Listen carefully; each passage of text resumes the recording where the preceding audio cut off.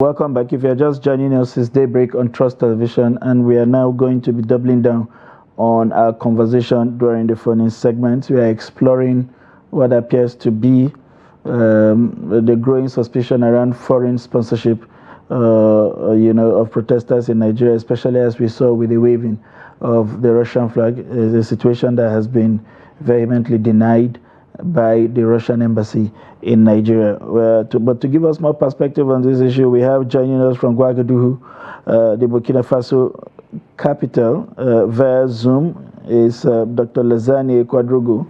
Dr. Kwadrogo is a research fellow from the Center of Democracy and Development in West Africa. Good morning, Doctor. Good morning from Ouagadougou. Pleasure to join you today. Yeah. Indeed, good morning from Ouagadougou. What I am sure you have watched developments in Nigeria very keenly. At the same time, we saw what happened in Ghana. We are looking at what's happening in Bangladesh, and of course the United Kingdom. And it appears that there is a global atmosphere of unrest, if you like. But little by little, in the Nigerian case, there are suspicion of foreign sponsorship of what's going on. We saw the waving of the Russian flag by the protesters. What's your initial impression of what has happened? And give us a sense of what you think about how things that are happening in other climes seem to be fueling this growing unrest in some parts of Africa. I believe there is an interconnectedness in what is happening in Nigeria and what is happening in the rest of West Africa, whereby we have seen the emergence of Russian flags during protests. And this is a new phenomenon. And I read it under two paradigms. First is to not take this as to not dismiss this as hoodlums engaged in something they don't understand, and Nigerian intelligence agency should take these matters quite seriously, because foreign information operations are parts and parcel of contemporary international dynamics. In 2020 already, Facebook had uncovered that what they called back then inauthentic behavior on social media involving Russians and French, and they were able to remove those accounts, and we all talked about it and move on as if nothing was happening. Imagine one instance that foreign Facebook pages or WhatsApp pages emerged in the USA or in the UK or in Russia involving Nigerian actors that are linked to the Nigerian government. You see how they would have moved swiftly to address this issue. We would have had a diplomatic incident, perhaps. That is the first way I look at it, that we should not look at this as and dismiss it as people who don't understand what is going on, people who are just jumping on the fuss of what is happening, and dig deeper to understand what are the interconnections here. Of course, the Russian embassy would dismiss and say we do not have anything to do with this. That is the right thing to do. Of course, that the Russian embassy would not make a press conference to say, hey, look, congratulations, we are behind all of this thing, good job, guys. No, that's not going to happen, even if that was the case. So considering all of that, my insight is that the first thing is to not dismiss it as something that is just happening. It's happening in Burkina Faso, it happened in Mali, and then Nigerians are interconnected. They see what is happening across the world. They are surfing on the moment and using the Russian flag to anger the people in front of them, using the Russian flag to as a symbol of a new form of symbolism of resistance to state power, etc., etc. We should not dismiss that. We should look into it deeply with quite some concerns.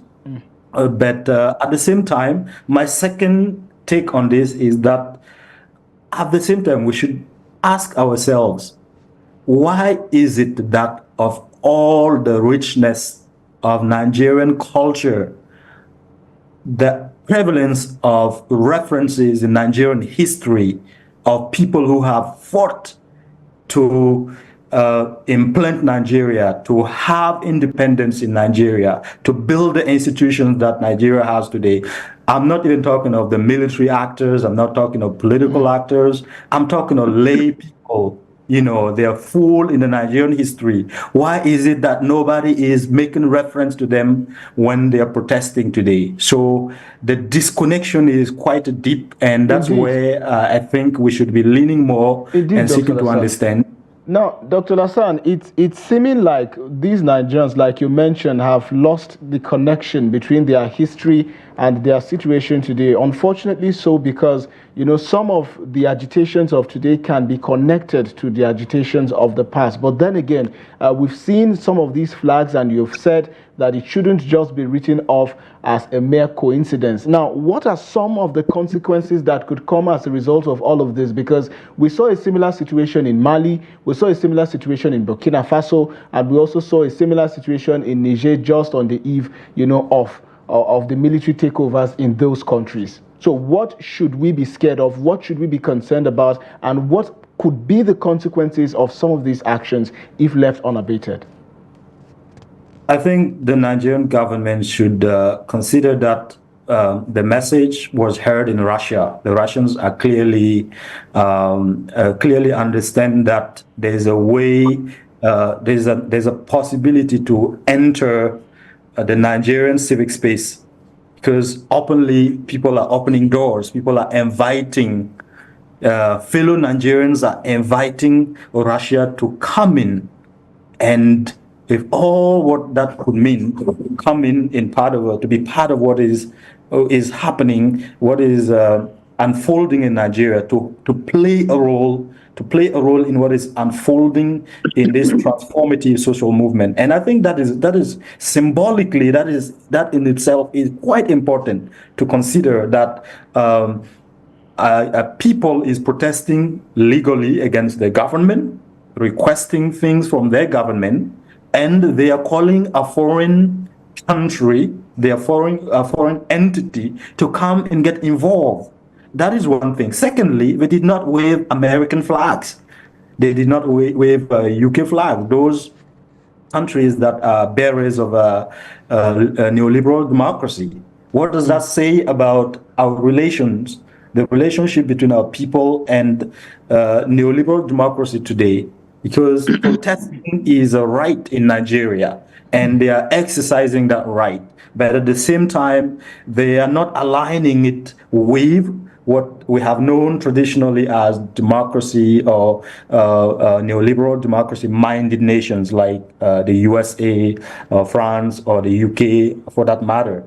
So I think there's matter for reflection at that level too. And one of the implications there is that politically people are seeking, there's a new political dynamic whereby people are doing anything they have, anything possible, provided that they get the change that they want. Nigerians went to the poll. Nigerians elected their president, but the Nigerians are still complaining that we are not getting what they want. All right. Politically, socially, so, and they will do anything that they can do to get that back. Okay. So we also have joining us at this point Dr. Abdulrahaman Abu Hamisu.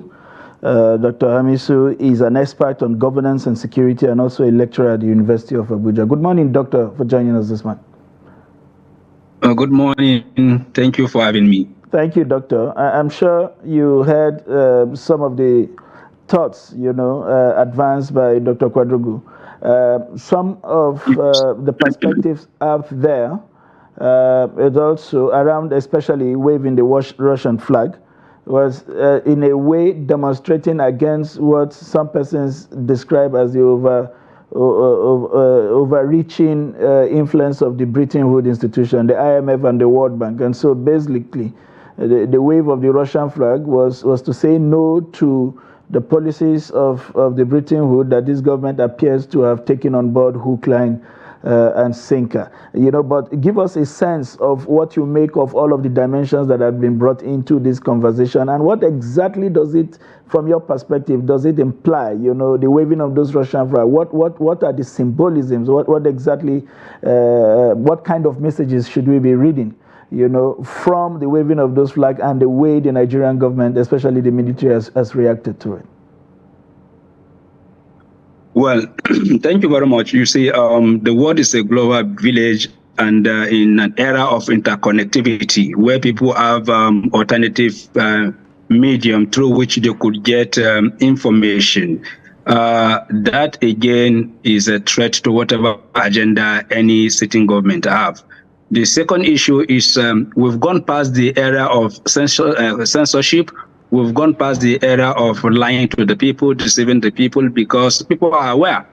In the era of independent media, where you have disgruntled media practitioners that have been treated unfairly and have decided to set up their independent media organization to tell the truth as they see it. The third thing I would like to point out is the fact that the world is back to multipolarism, where no country is dominating any other country. You have constellation of powers, either medium power or the superpowers competing for space and people as well as the resources. And that brings us to the next issue, which is the fight by the global south to break away from the imperial institutions as we know them, the World Bank and the IMF, that has impoverished peoples and countries all over the world. So that today you have people and nations that are pushing for what is known as BRICS. And when you mention BRICS, if you mention BRICS, ordinarily Nigeria ought to be part of that very particular effort that Global South is trying to set up an alternative system of international governance, trade, and investment that is not based on the domination and outright stealing of people's resources, and if they resist, you bomb them in the name of planting democracy, as we've seen being done by the West over the years. So today you have countries like Russia, you have countries like Brazil, you have India, you have China, and then you have South Africa from the global south that are championing alternative paradigm of development, where the underpinning is a win-win situation. Apart from Russia, that is not from the global south, that is from Europe, all of these countries mentioned are from the global south. They understand the implication and dimensions of imperialism and having been dominated for several centuries. So that very particular constellation of forces that started from the global arena is finding itself into the nooks and crannies of the world. And this is what led to part of what we're seeing today in Niger, in Burkina Faso, and in Mali. Remember, most of these countries, like Nigeria, embraced liberal democracy with the fall of USSR. And since that point till today, up to the point the military took over in those countries, it was liberal democracy. And these people came to realize that liberal democracy has not delivered the promise of good governance as well as welfare that it promised. In theory, it talked about lofty ideas in terms of freedom, in terms of welfare of the people, and the connection between liberal democracy and then development. And then over 10 years or 15 years later, most of these countries are now discovering that liberal democracy only empower their elites to fleece them, to become reckless with power, and then to deliver underdevelopment and poverty. And that very particular feelings, as these people deem it fit, based on the assessment of themselves, before the implementation of liberal democratic agenda in those countries and afterwards, they came to the conclusion that liberal democracy is not serving their interest. And then the elites are not willing to change. They are not willing to make any sacrifice. That is exactly what is happening in Nigeria today. Nigerians are complaining of bad governance.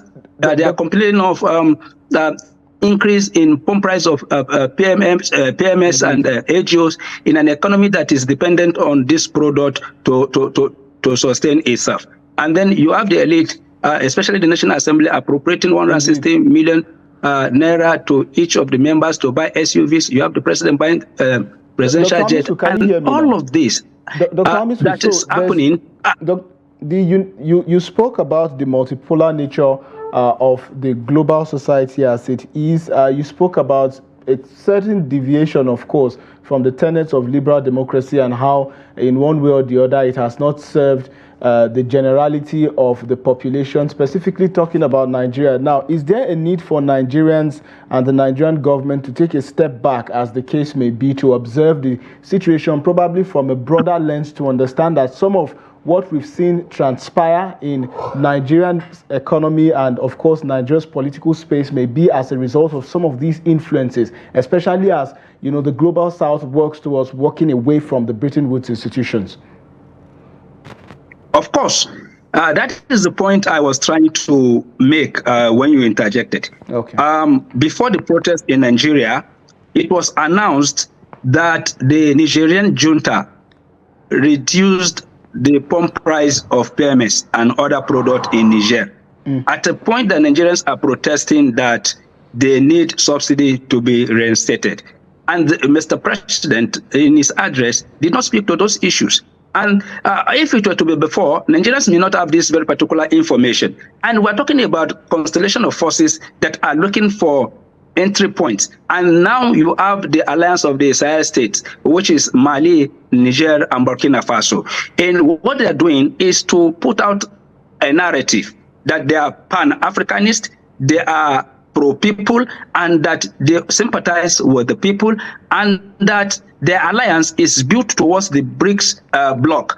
And then this information is reaching Nigerians at a point that our elite are telling us that they cannot do anything about the situation and that we will have to endure a little bit longer. So for me, it is about the people in the long run, what the people want. If democracy is about the people and what the people want, what the majority of the people want, the majority of the people said they want subsidy to be reinstated. The majority of the people said they want power supply to be enhanced and improved. They want security. And we shouldn't forget the fact that protest is like a market platform where people go to display their way. And that is why this protest started from hunger protest to end bad governance. There are people that are even using the protest to say that Nnamdi Kanu should be released. So there are people that are waving the Russian flag. And those that are raising the Russian flag, they are doing it maybe for two or three purposes. One, to spite America and those Western countries that are in support of neoliberalism in Nigeria and are forcing our government to do that. The second thing is to actually call, as they are calling, that Russia should please come and save them. And then the last thing is an opportunity for them to show Russia that Russia is a benevolent country that is sympathetic to the poor, and then they be supporting countries that are anti-neoliberalism and poverty it is spreading. So if I am Nigerian government, what we need to do is to step backward, as you said, to assess the situation and to ask ourselves some critical questions. Because in the long run, if you cannot balance international demands and local demands, then you have a problem. It happened to Musharraf in Pakistan. When the war on terror was raging, he wanted to attain a nuclear power in order to square up with India. And so what did he do? He decided to grant the American base in Pakistan so that they can attack Afghanistan. And that was why he lost power, because the local interpreted it as sellout, and then that they used their soil to attack their brothers. So coming back to Nigeria, the government must be able to put in place and juxtapose the international demand to implement neoliberal order fully, and then to contend with the poverty and the uprising it will generate, because we've seen that in Latin America, and to do what Nigerians want in order to achieve stability, good governance, and then development. Thank you very much. Dr. Lexanye, I'm sure you listened to some of the submissions of Dr. Hamisu, and the question for me at this point would really be, what options, are there for Nigeria, and what signal is this sending to other African countries? There seems to be a level of disenchantment with most of African countries' subscription to the neoliberal policies of the West. We have seen that disenchantment across several countries in the sub-Saharan Africa, and we are beginning to see reaction. First we saw with Burkina Faso, we saw with Mali, and we saw with Niger. Now we are seeing the symbolism, like you said in your opening statements. People are beginning to learn from the experiences of other people and how they have pushed for their demand. What is your advice to the government of Nigeria, and by extension to other parts of Africa? What lessons are there to be learned from all this development? Well, Professor here said we should sit down and ask critical questions, that the government should critically examine what is going on. I should add to that the Nigerian government should also take critical actions, and that those critical actions are not just about sending the police to break down the protests, to stop them from protesting, but to actually hear the call. They're asking for simple things like reinstate the subsidies. That's it. Make the hunger stop. Stop it. That's it.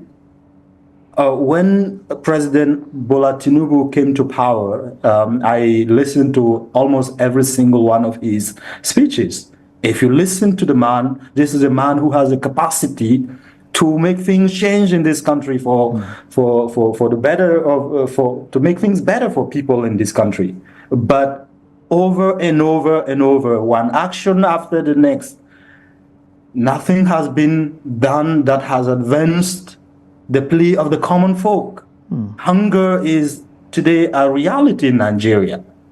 And this is a shame for the giant of Africa. And I think what should be done is to simply sit down coldly and say, look, people are not happy. The Nigerian people in the majority, including some who has not hit the street to protest, to demonstrate, they're sitting home, but they are not happy. Just listen to their sentiment on social media, and you realize that there's much to say in that regard. Respond to that call. Respond to that call by bringing them a little bit of what they're asking for. And if we don't have that, this is just the beginning. It's going to go on and on. Someone who is hungry will always hit the street and demand for more action. And we should actually be proud that the people went to demonstrate. They went to demonstrate. They used their legal right to demonstrate. They didn't get engaged in other forms of calling the military to take over, or do this and that, or conspiring with foreign powers to do that. No, they didn't do that. They hit the street. They asked for the end of bad governance. They asked for the end of hunger. That's it. So stop bad governance. Let the people eat.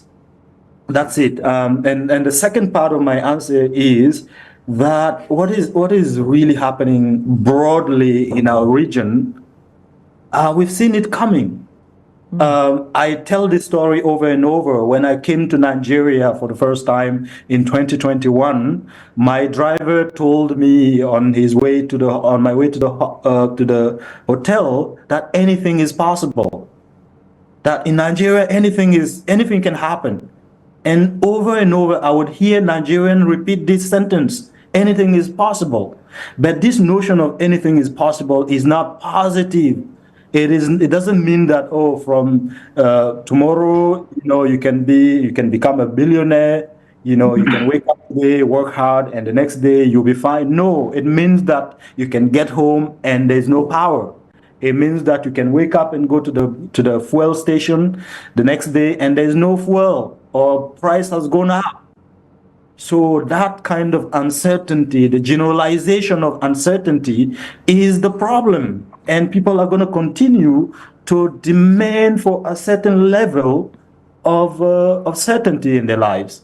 So I think these protests can be contained if government is serious about of obviously balancing the local needs with the international demands, and talk to your international partners. Tell them that at home people are hungry. Some of the policies can wait. Some of those policies can wait. They can wait. They can actually wait. We don't need to do that. We don't need to implement policies that will harm the people, because I came to power because of the people.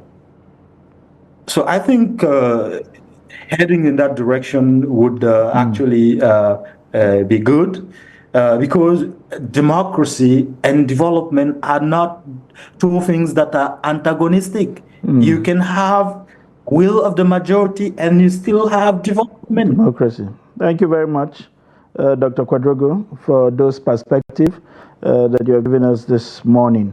Move over quickly to Dr. Hamisu to get your closing thoughts around this. You heard what Dr. Kwadrogo said around the government responding to the needs of the people. The government, renegotiating with the Bretton Woods and telling them some of these policies just do not sit properly with the people. You have followed keenly what is happening at home. We have seen a number of government responses through its agencies, whether it's the Ministry of Budget or Finance or the Customs CG, speaking to different aspects of all of this. From the things you hear, Dr. Hamisu, does it appear that the message of the protesters seem to be getting to this government? Do they understand the dimensions of these messages and how critical some of these demands are, especially as it borders on hunger and the cost of living? You see, unfortunately, government officials do not even know that we've arrived at a juncture that is threatening to everybody and to the institution of governance itself. I wonder how we moved from a developed and highly reliant nation that were feeding and supporting other nations to nations of palliative, where people are living on palliative. That is the danger signal for me. And another danger signal that they are not looking at is this protest is coming from the north, the conservative north, where the ulamas continue to tell people that protesting is haram. And today, those ulamas have been swept aside, and they were the gatekeepers that have kept the north peaceful, as it were. But as it is, a Rubicon has been crossed. And if the conservative north can come out to protest and to protest this way, then Nigerian government should know that their game is up. I want to open our minds to something. What did our founding fathers did to be able to sustain Nigeria and Nigerians, where agriculture was the mainstay of the economy? What did they do before this oil? We've identified a problem. The problem is corruption.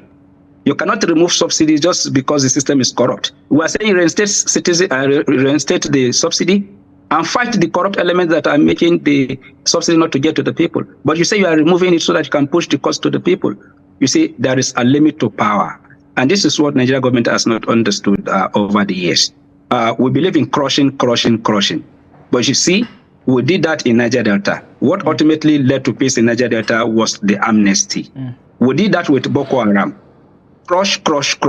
It has not solved the problem. So what will solve the problem is doing the right things by engaging the people and ensuring that people's resources get to them. We cannot be in Nigeria and then our resources will be used to service the interests of America, Britain, and other places where they are living large. Then they will use our poverty as statistics to float humanitarian interventions that will only give us palliative. It will not work. Thank you very much, Doctor. There is no better way of bringing this program to a climax, and we hope government officials are listening and they are heeding some of the warnings, that have been dished out from this program. I want to thank you very much, Dr. Lexanye Kwadrogo. Dr. Lexanye is a research fellow from the Center of Democracy and Development in West Africa. It's a pleasure to have you join us from Ouagadougou. And as well, Dr. Hamisu back home. It's an expert on governance and security and a lecturer with the University of Abuja. It's indeed a pleasure to have both of you join us in this program and offer those invaluable perspective on our current situation in Nigeria. Thank you so much, gentlemen. Thank you very much. Thank you. Thank you. All right. We'll take a quick breather. When we return, we'll be serving you all of the hottest headlines from select national newspapers this morning. Please don't go away.